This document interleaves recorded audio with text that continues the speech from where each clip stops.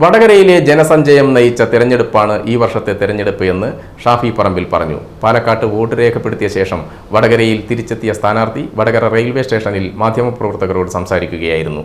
പാലക്കാട് ചെന്നപ്പോഴും ചൂടിനെ പറ്റി രാവിലെ ഞാൻ പറഞ്ഞു, ഇപ്പൊ നമുക്ക് ചൂട് സഹിക്കാം. ഇപ്പൊ നമുക്ക് സഹിക്കാൻ പറ്റാത്തത് ഇവിടുത്തെ ഈ വിഭാഗീയ ചിന്തകൾ ഉണ്ടാക്കുന്ന ആളുകളെ, അതിന് നേതൃത്വം നൽകുന്ന ഭരണകൂടങ്ങളെ, പിന്നെ നാട്ടിലെ ജനങ്ങളെ വല്ലാതെ ബുദ്ധിമുട്ടിക്കുന്ന ഭരണകൂടങ്ങളെയൊക്കെയാണ് ഇപ്പം സഹിക്കാൻ പറ്റാത്തത്. അപ്പം ചൂട് സഹിച്ചിട്ടാണെങ്കിലും ജനങ്ങൾ ആ ഒരു ബാധ്യത ഒഴിവാക്കാനുള്ള ഒരു തയ്യാറെടുപ്പില്ല. അതുകൊണ്ടായിരിക്കും ചിലപ്പോൾ ഇത്രയും വലിയ പോളിംഗും ക്യൂ ഒക്കെ കാണുന്നത്. മുഖ്യമന്ത്രി രാവിലെ വോട്ട് രേഖപ്പെടുത്തിയ ശേഷം പറഞ്ഞത് കേരളത്തിലെ ഇടത് തരംഗം ആണ്, അനുകൂല തരംഗമാണെന്നാണ്. എന്താണ് പറയുന്നത്? മൂപ്പർക്ക് അങ്ങനെയല്ല പറയാൻ പറ്റുള്ളത്, മറിച്ച് പറയാൻ പറ്റും. അല്ല, അദ്ദേഹം കഴിഞ്ഞ ദിവസം പറഞ്ഞത് സംസ്ഥാന സർക്കാരിന്റെ വിലയിരുത്തലാവില്ല എന്ന് പറഞ്ഞതായിട്ട് ഞാൻ കേട്ടു. അതന്നെ ഒരു മുൻകൂർ ജാമ്യമാണ്. ഒരു പിന്നെ മുൻകൂർ ജാമ്യം ആളുകളുടെ മുമ്പിൽ മൂവ് ചെയ്താണ്.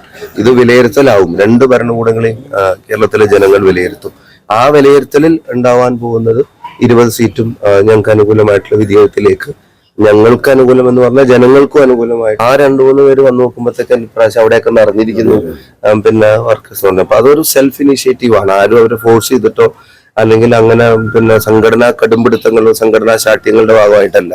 നല്ല ഇൻവോൾവ്മെന്റ് പിന്നെ UDF വർക്കേഴ്സിന്റെ ഈ തെരഞ്ഞെടുപ്പിന്റെ പര്യടനത്തിൽ ഉടനീളം ഞാൻ കണ്ടിട്ടുണ്ട്. അതിന് പുറമെ ജനങ്ങളുടെ ഒരു ഇൻവോൾവ്മെന്റ്, ഇപ്പൊ ഞങ്ങളുടെ ഒരു റാങ്ക് ആൻഡ് ഫയലിലോ ഞങ്ങളുടെ ഒരു പാർട്ടിയുടെ ഭാഗമായിട്ട് നിൽക്കുന്നവരോ അല്ലാത്ത തന്നെ ഒരുപാട് ആളുകൾ പിന്നെ തെരുവിലും വീടുകൾക്ക് മുന്നിലും കവലകളിലും പല സ്ഥലങ്ങളിൽ നിന്ന് കാണുമ്പോഴൊക്കെ പിന്തുണയായിട്ട് പര്യടനമൊക്കെ പോകുമ്പോൾ പര്യടനം ലേറ്റ് ആവാൻ തന്നെ ഒരു പ്രധാനപ്പെട്ട കാരണം മുൻനിശ്ചയിക്കാത്ത പോയിന്റുകളിൽ ആളുകൾ വന്ന് നിൽക്കുമ്പോൾ അവരെ കാണാതെ പോകാൻ പറ്റില്ല എന്നുള്ളത് കൊണ്ട് നിർത്തി വരുന്നതുകൊണ്ടായിരുന്നു. അപ്പോൾ വടകരയിലെ ജനസഞ്ചയം നയിച്ചൊരു തെരഞ്ഞെടുപ്പാണിത്. ജനങ്ങൾ ഇത് നയിച്ചത് സ്ഥാനാർത്ഥി ഒന്നുമല്ല, ഈ മൂവ്മെന്റ് ഉണ്ടാക്കിയത് ജനങ്ങളാണ്. അത്